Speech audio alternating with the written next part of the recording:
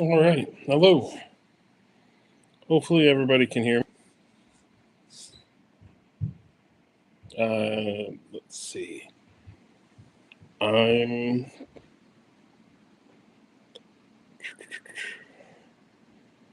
Let's see. Mic check over. If you can hear me, put a message in the chat that says, yes, we can hear you.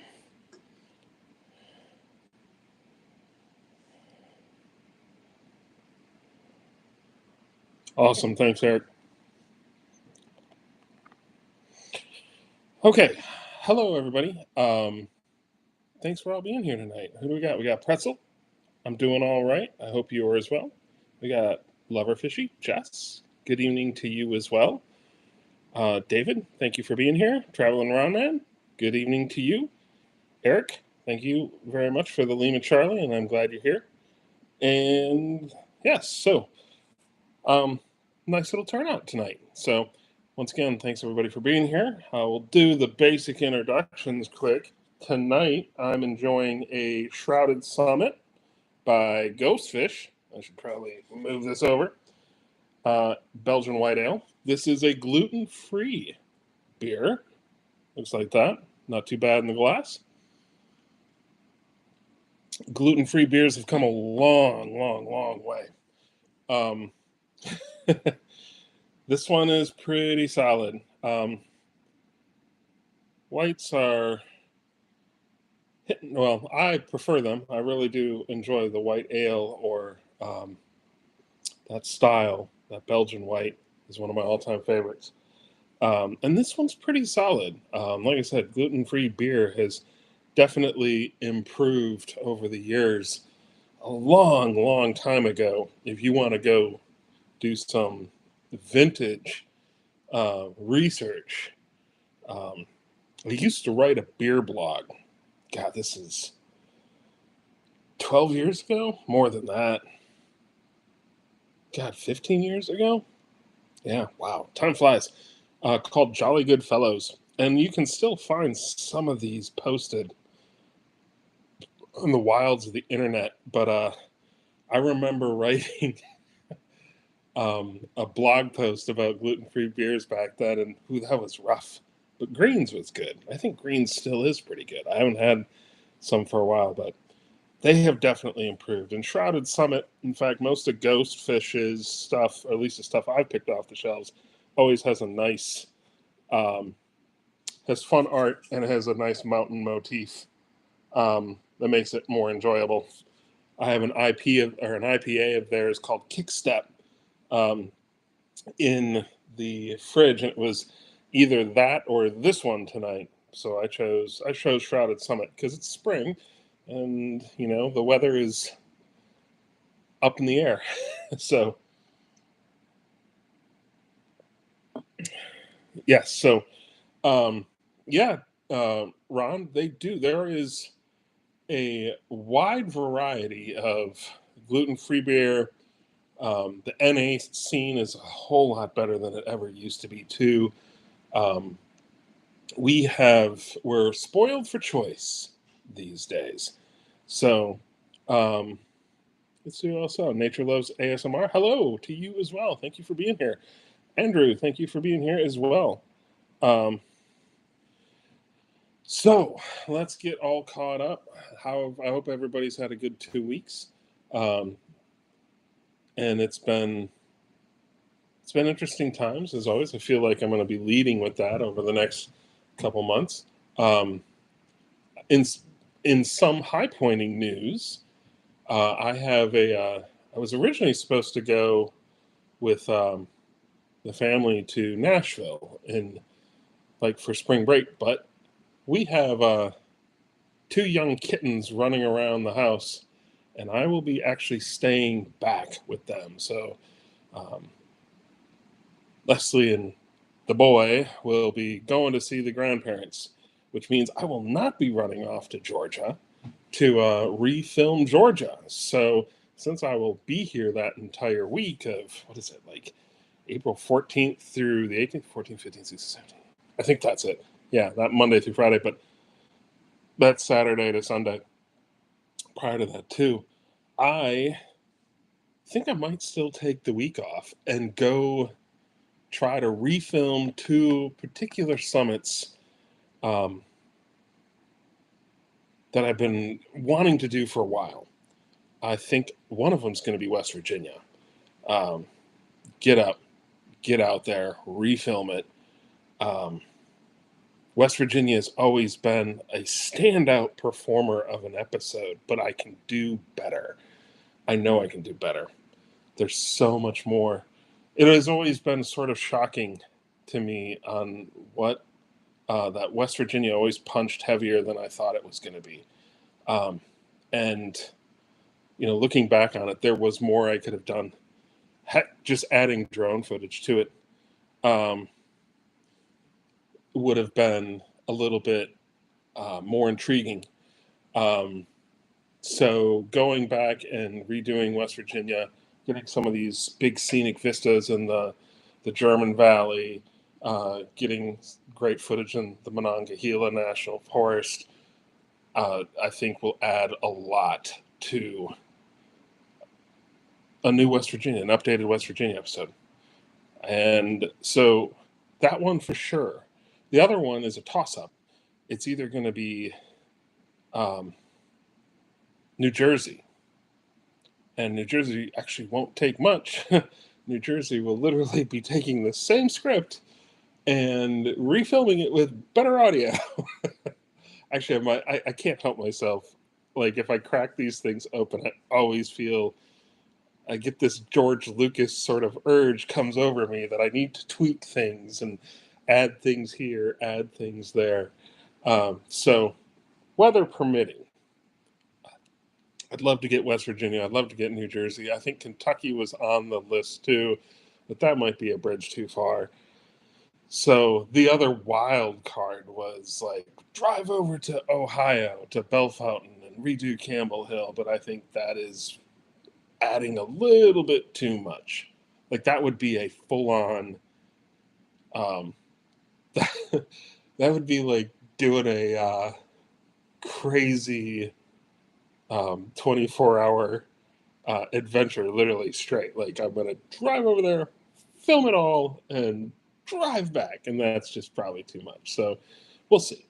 But West Virginia, I think, is definitely moved back up on the list. So um, we'll see how that plays out. And yeah, let's see what else is on the docket. California is underway. We've had a slight pause. Brett, my friend Brett, has been indisposed for the last couple weeks, but he's back in the game now, and he is actively working on it. I've got some more work myself to do, but we're still hoping to get that out this month. Could be uh, somewhere in the latter half. And I think people will really enjoy it. California, it was gorgeous. I've talked a lot about it over the last couple weeks. I don't know if I really need to go down that trail anymore. So, and yeah, so that's where we're sitting right now. Let's see what we got in the chat. Eric Kelly, I did not know beer can claim gluten. I was diagnosed celiac last fall, but I'm more of a whiskey guy. So, um, any beer that came out of barley that really uses that barley malt is where you're going to get your gluten. You'll also get it with the wheat, but you are there are ways around it now. And like I said, the gluten-free scene is so much better than it used to be. There are specialty brewers out there that have really made it so much better. So if you want to send me a note on the side, Eric, I would gladly provide you a list. If that's something, I know you say you're a whiskey guy, but hey, it doesn't hurt to have a couple of these in the fridge. Um, so have I done any county high points? Yes, some by default, of course, and then some actively when I've been pursuing other parts of things that would have been in the like in episodes. Um, I'm not. County high points are fascinating, but to me, they're a little bit too much hassle. And I think I've explained that over the years that I appreciate the people that do it, but to me, that is wild, wild west high pointing. Like that is a whole different world, and more power to the people that pursue those things. But this cat, I'm more interested in now of high points. If I'm going to do alternate high points, I'm more interested in the highest point of ranges.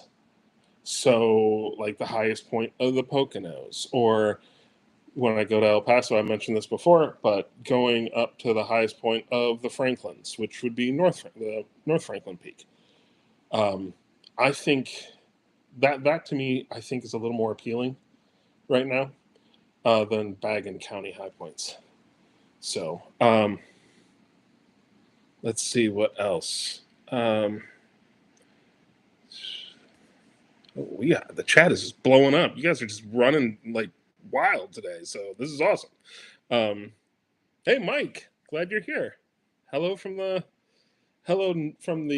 the lowlands of Pennsylvania.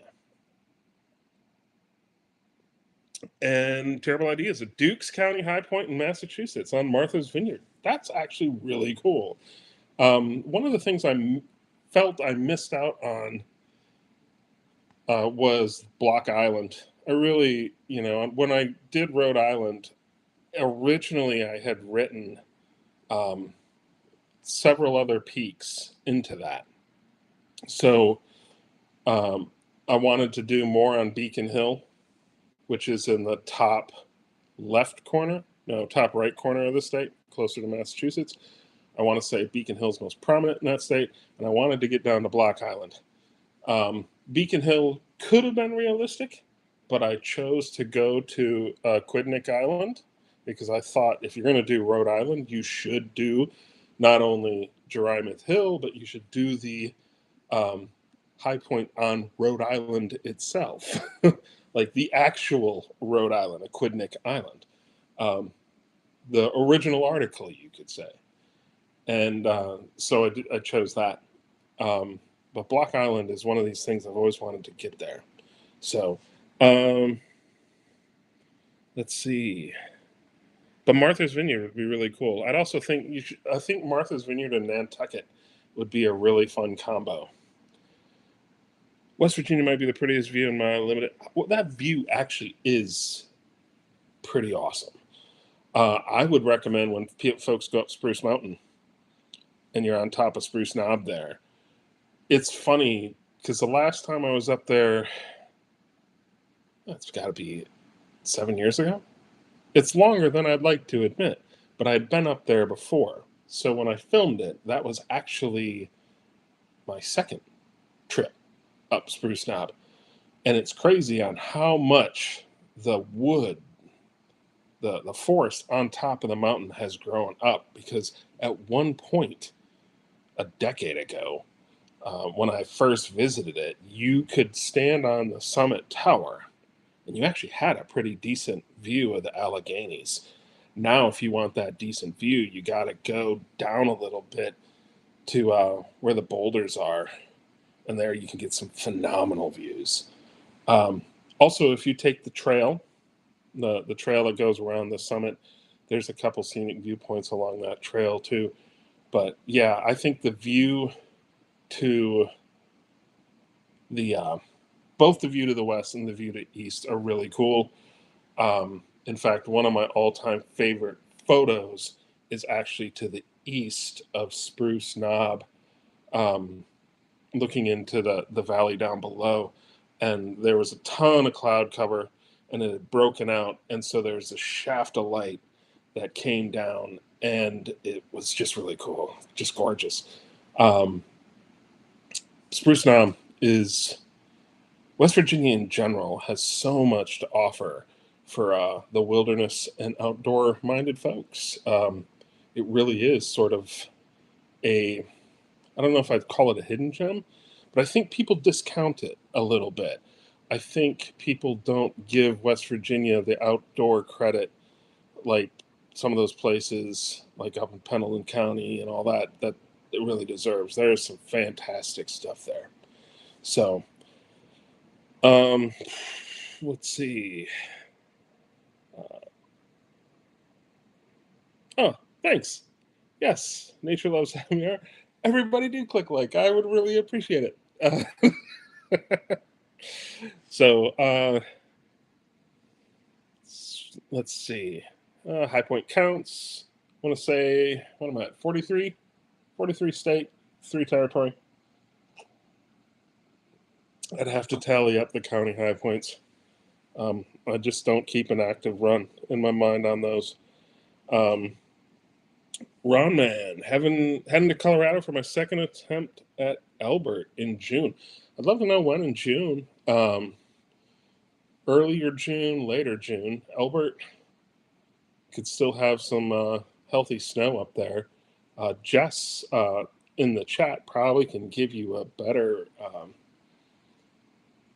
synopsis of conditions and also a couple resources. I hate to impose on you, Jess, but you have provided good resources in the past to me, and I've always appreciated it. So,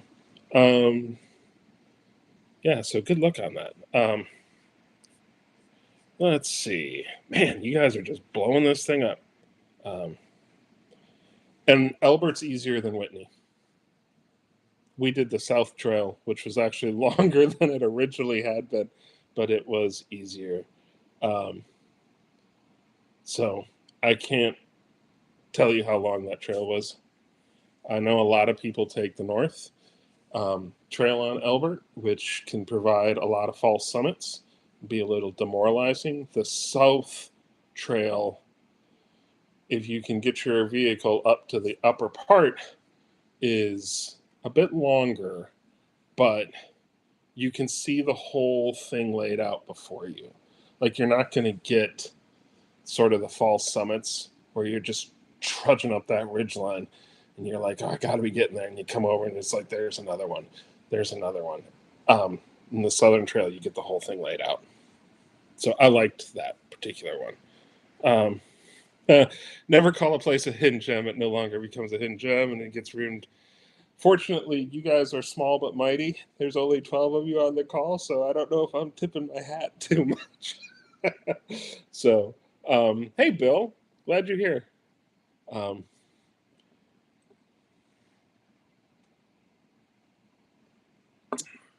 I moved to West Virginia 3 years ago. I love it here. I'm about an hour south of Spruce now. Bill, I might have to hit you up at some point when I get back over in that early June 5th through the 9th.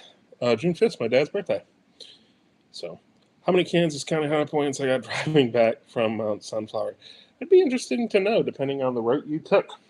Once again, Kansas, another place. Having done so much research because of my original intent to go back there, which would have been in March, I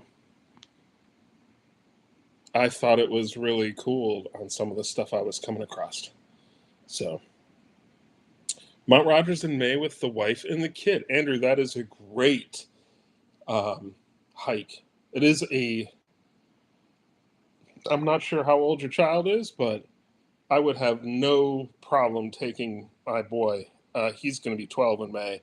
He would be fine. That is a fairly straightforward and family-friendly hike. So, my bad. The highest point in Florida is, yes, Britton Hill. Could be melted out by mid-June. There you go. Someone in Mount Albert for July and snow is not an issue. It was actually more of an issue on Kings Peak the same time of year. That inter-mountain range there in Kings Peak is where Kings Peak lives. Actually is it's funny on how much snow gets caught up in that thing, but it's also a fun fact that it's the highest non-glaciated range, I believe. I can't remember. There's something about it. The highest elevated range with the most northern latitude that's non-glaciated. I think that's it. So don't quote me on that. I might have to go back. I could be giving you some bad intel. Okay.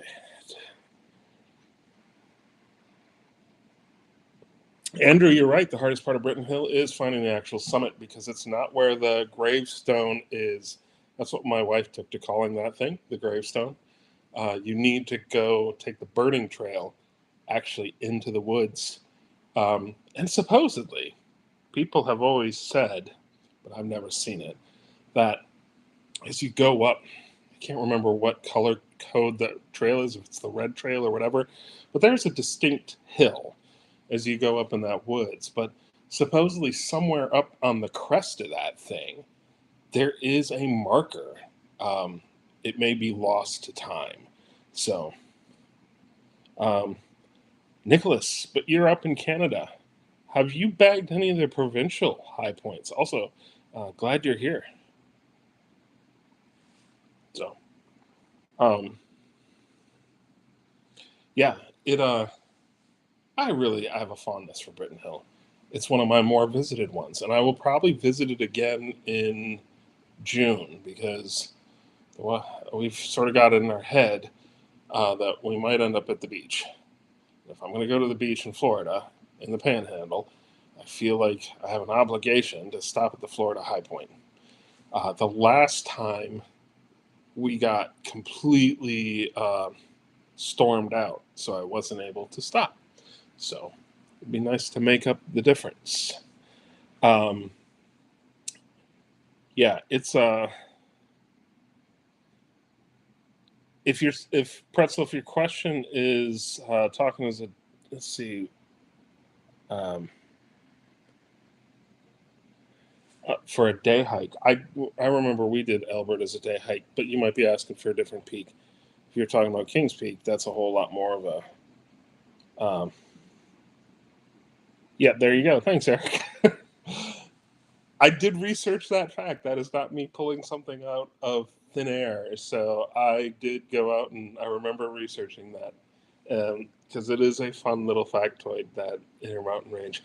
Super geologically complex um, because of its east-west pattern and how it is sort of stitched together. But it's very interesting range. It's a beautiful range. So, and let's see what else is going on. Well, High Point stuff coming up. Like I said, California well underway. I already mentioned the change of plans. Hopefully, bagging or redoing West Virginia. I got Texas still in, working through it. Georgia will happen again, um, perhaps in August. I have things are starting to normalize a little bit, so I feel I'm going to move Bora back on the table for August. It might very well be the only Western peak I get this year, but I'm a lot more certain about it now than I was 2 weeks ago. So I do feel I can get at least one good Western peak. And it would make my day. Like, Bora has been in my mind's eye for several years now.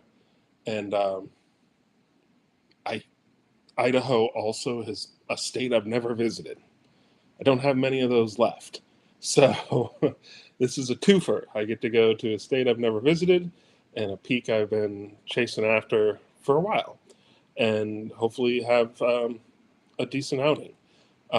With that in mind, my training has ramped up a little bit because I've got some incentive now, something to look forward to, something to train harder for. With that in mind, I got back on the bicycle the first time in a long time. So it was super rewarding. And it's funny how damn sore I was the following day. uh, but yeah, I was very pleased to get out. And I feel like getting the bike back into the regular rotation is going to be absolutely key to a successful adventure out west. So, um, yes, Hike with Mike. I've actually been to Chiha to 3 times. It is very cool. It is a super interesting area with the Talladega Mountains. Um, there's 4 different pronunciations for that word. um, but yes, so and that's the Talladega, and there's one other one, and I can't remember what it is. I want to say there's a Spanish variant too. So, but yes, um, I feel like that particular range does live up to the billing as one of the prettiest places in Alabama. It's nice up there. It's genuinely a very pleasant place. So I really like that. Um, Chia Mountain. So, no provincial high points. I got some mountain range high points in Canada. That's cool, and some county high points. Um, Nick, I think you said you. I think you mentioned you live in Ontario, and that's actually been one of the provincial high points that I have a plan for. I do know there is now like a trail to get to the top of that plateau, and I can't think of the name of it. It starts with an I. Ish, ish something. Ish patina, ish patina. I don't know. But I always thought if I was going to do that provincial ish patina ridge, absolutely. Thank you. Terrible ideas and welcome. I'm glad you're here. Um, that was actually a provincial high point that I wanted to canoe to. Because I believe there's a put in to the north, and you can actually paddle and portage through several lakes and get to the base of the ridge and then hike up. I thought that would be a really cool um, trip. And also, that combination of paddling and hiking would look great on film. So, um,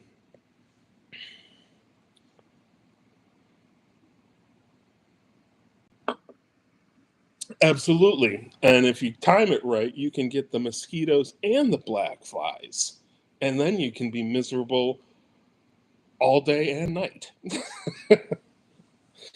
I tell you what, I've often figured when people have mentioned they wanted to go to Eagle Mountain, um, or even up in the UP, and they're like, "We're going to go in June." I cringe. I cringe because the black flies can be absolutely terrible, and they will eat you alive, worse than the mosquitoes will. Um, they hurt. Like mosquito bites suck. Black fly bites really suck. So, um, try doing my home county high point. Let's just say the owners aren't impressed by the idea of high pointing. And that's one of the reasons I don't do county high pointing, because it's one of the only high pointing experiences I've been on where somebody pulled a gun on me. And no, I'm good. So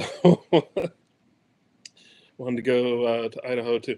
I feel like Idaho is going to be, there's a lot of stuff, like when I've been looking at the map and sketching out some of Bora, um, there is a lot of cool things. So trying to tell a really interesting narrative with all the awesome sort of natural wonders in that state is going to be key, one of the keys. So, um, no, not this year. I will not be out in California at that time. Which eastern high point, east of the Mississippi, would you say is the hardest when taking each of their hardest trail up? Katahdin. I'd say Katahdin would be the most difficult. I know you could put together a pretty tough hike on Mount Mitchell, but I do feel like, they say the Black Crest Trail. I mean, it's longer than you need it to be to get up to top Mount Mitchell, but you could take that route, and they say it's one of the toughest hikes in the eastern U.S. But I feel that there are things on Katahdin that put that to shame. So that would be my vote. Others might have different opinions. So, you could probably put something on Mount Washington. I'm sure Eric, um, who has been there, done that several times, might have something to say about that too. I think some of it might also be when you're tackling it. So, what time of year? It's subjective. Um, the pretzel that's unfortunate. I'm lucky that my home county high point is on a cornfield. Nice. Uh, I have yet to visit the county high point. It's on my list of things to bag of when I go back to visit my parents again in Wisconsin to bag the Taylor County High Point. Not only the Taylor County High Point, but the Goodrich Township High Point, where I grew up. So um, that would be, um, those are both on my list. Originally, Wisconsin, when I redid Tim's Hill, I thought about adding that in, but it just proved to be a little too much, and I felt it was a little too gratuitous. And I didn't know if people really would want to go for me trying to bag those. Um, and I'm pretty happy with how that redo turned out. So,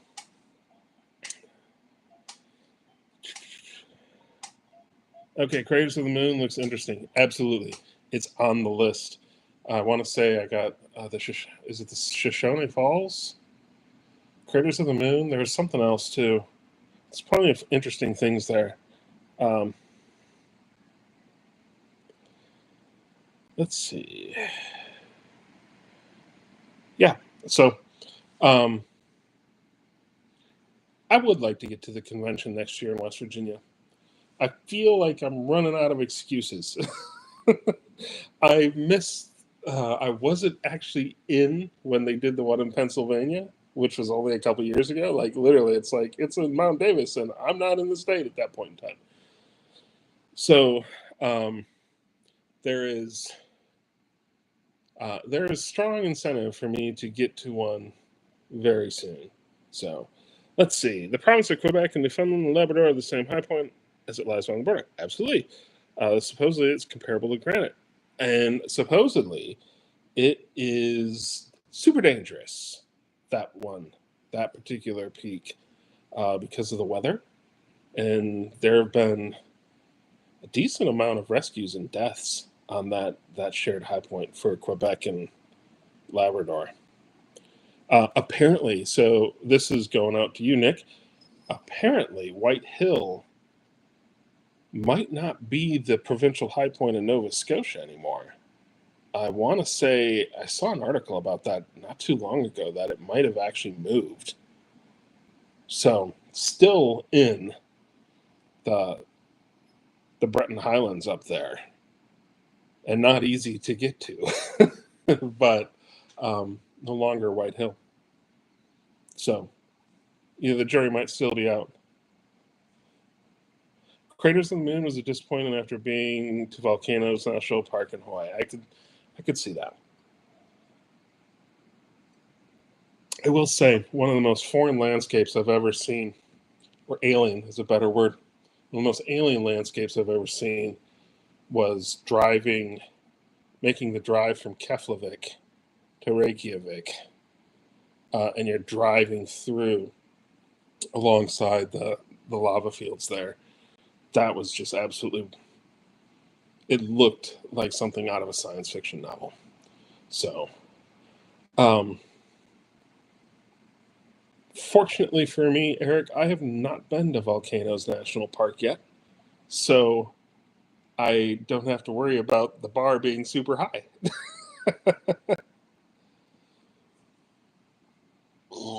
Excuse me. So, um, let's see.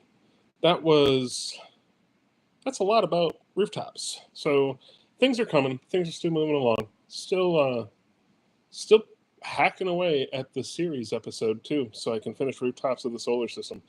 Only been 5 years. So if I can put it to bed by June, literally on the 5 year anniversary, you get the final episode, then CTOS can be a happy man. I don't think he's on here tonight. But yes, we can safely say that that series is complete. I do have some extra ideas of other things to add around there for padding. I'd really love to dive into the grand tour of the Voyager program, because I feel that's just fascinating history, but that has no real high point associations. Well, it does, but they're not as direct. Um, that would have been, programs that discovered. They would have discovered the highest points in 3 systems. So the Jovian high point on Io, the Cronian high point for Saturn on Iapetus, and the Uranian high point on, I think it's on Oberon. So there is something to say, like I could tie that in, but it's a little bit of a stretch. um, Tennessee's high point is not no, it's not.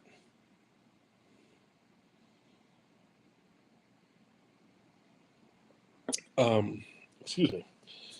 And in other news, not quite related to Rooftops America, I can say that Fearsome Critters is well underway. For those that are paying attention at home, eventually I'm going to start plugging it a little more fiercely. No pun intended. um, and, rallying folks to check out, drive people to subscribe over at that site. I haven't really shared it, and it's right now there's 0 on Fearsome Critters. So no reason to drive you there yet, but I'm happy to report that the first encounter story is in the editing room, and it looks really good. I think it's going to be really fun, and I hope people find it interesting.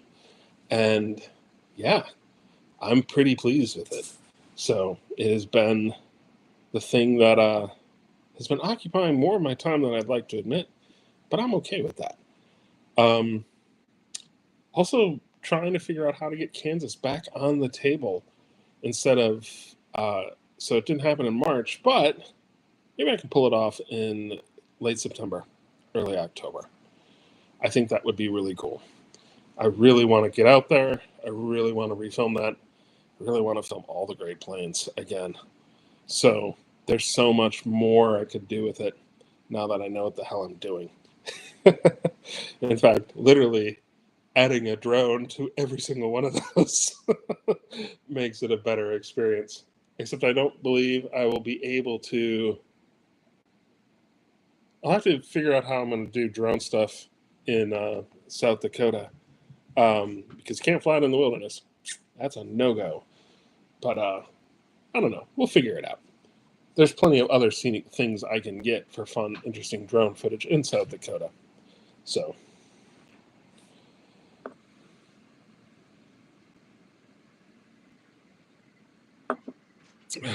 let's see. Pop quiz, highest national forest high point. I'd have to take this as an open book pop quiz because I don't know off the top of my head. So somebody else might in the chat, but not this cat. And that's where we're at. So we're in April, and high pointing season is ramping up. Some of you have already dove full on in for 2025, and I only expect to hear more tales of daring do from folks getting out and about and visiting these places. Like I said, my only new one I sort of got on the itinerary this year is Bora. And then from there, um, just a bunch of repeats, which, not to make light of, but I do like going back because it's fun. It's interesting. There's always something cool to see there. And if you haven't, I'm really curious. What I'd really be curious is if folks that are on this call that, especially the ones that are in the 40s and are slugging away and getting closer and closer, if you intend to branch out into another vein, or if you plan on doing the quote unquote seconds, whether that second list is the most prominent peaks in states or the second highest elevation, whatever. I'd be very curious. So I I don't know if I plan on doing them with intention, but I do plan on working on my big world list, the list I'd like to bag. Um, the lowest one is quite high for where it is. Osceola National Forest in Florida, 195 feet. Huh.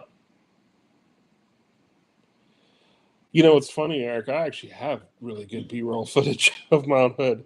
Um, in October of 2023, I had a conference. I went out there for the day job. It was Business Relationship Management Institute's big BRM Connect conference, and I was out there for several days. And I booked my flight back to Pennsylvania super late in the day. So I was able to, the morning of, got up early, ran out to the airport, got a rental car, drove out to Hood, and I got amazing footage of the drone coming across Trillium Lake and other areas, and it was absolutely awesome. That mountain, hands down, can't take a bad shot.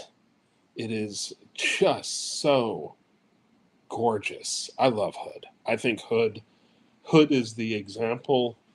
When people are like, what's a mountain? That's the pictures I use, is always Mount Hood, because it just screams like mountain. I love that peak. I can't wait to. You're gonna love it, Eric. It's stunningly pretty. Oh my God, it is a gorgeous, gorgeous peak. Yeah, Jess, you are a lucky devil getting to go overseas for Paris Roubaix. I am envious. So, um, I'm envious of you also, Eric, getting to go back out to Hood. If you have time, I wish I could. I'm trying to think of the name of the diner. I can find it on a map. I might have to send it, post it in the chat, um, and send you the name of it. I had an awesome breakfast there. Um, Terrible idea is Hood. You can see it from so far away, and you're driving 70 miles, and it's just sitting on the horizon, not moving. Absolute static. Yes, we drove up from Bend, um, and you can see it from a distance coming up from the south, and it's just wonderful. That's really cool. Summit Mountain, St. Helens. That's awesome. Easiest high point hike that you done that wasn't a drive up? It must be the hike you took to get the high point. Let me think that one through. How about this? Easiest high point hike you've done that wasn't a drive up.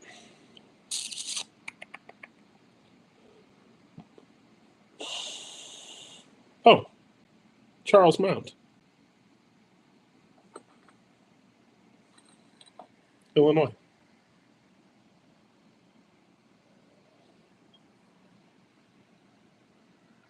Hmm.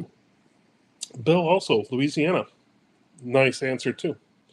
Um, I could talk about Driscoll Mountain and how you can actually put together. In fact, I just saw somebody talking about it on the Facebook chat today with the False Mountain Trail and the main trail, and how you can have a nice little loop in there now, which is worth taking. It's definitely worth taking. So, all right, it's 9:14. I feel like I've talked your ear off enough. I really want to thank everybody for showing up and like blowing this chat up tonight. This is awesome.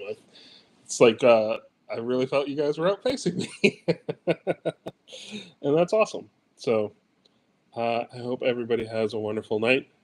And for those of you who are traveling, I hope your travels are safe and fulfilling, and stay safe out there. I appreciate you all, and I'll see you in 2 weeks.